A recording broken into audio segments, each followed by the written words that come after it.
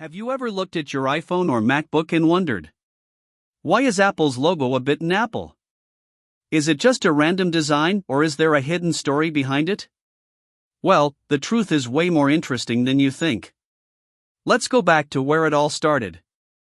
In 1976, three young guys, Steve Jobs, Steve Wozniak, and Ronald Wayne, founded a small tech company in a garage. They called it Apple Computer. Now, that name sounded strange at the time. Most tech companies had complicated names filled with numbers or scientific terms. But Steve Jobs wanted something simple, friendly, and human. He loved fruits, he was a vegetarian, and Apple just felt right. Their first logo, though, was nothing like the one we know today. It showed Sir Isaac Newton sitting under an apple tree, with a quote wrapped around it that said, "Newton." A mind forever voyaging through strange seas of thought alone. Pretty deep, right? But it was also way too complicated for a tech company trying to look modern. Steve Jobs hated it. He wanted something simple, clean, and unforgettable. So, in 1977, he hired a designer named Rob Janoff to create a new logo. After a few days, Rob came back with one design, a single apple, with a bite taken out of it.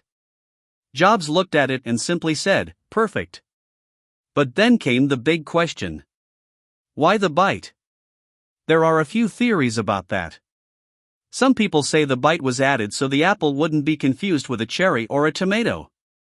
Others say it represents the biblical apple of knowledge from the story of Adam and Eve, a symbol of curiosity and discovery. But according to Rob Janoff himself, the reason was simple.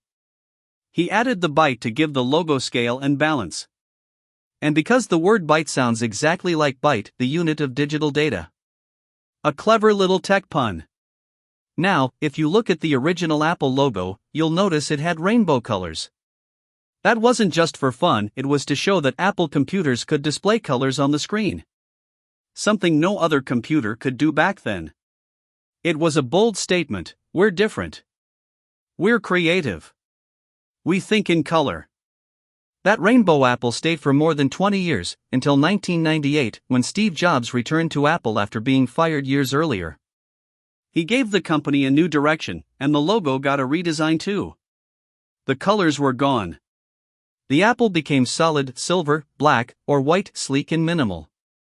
It matched Apple's new philosophy: simplicity is the ultimate sophistication. And from that moment, the bitten apple became more than a logo. It became a symbol of innovation, creativity, and elegance. Think about it, one of the simplest logos in the world. Recognized everywhere. Worth billions. And yet, it all started from a tiny garage and one simple idea.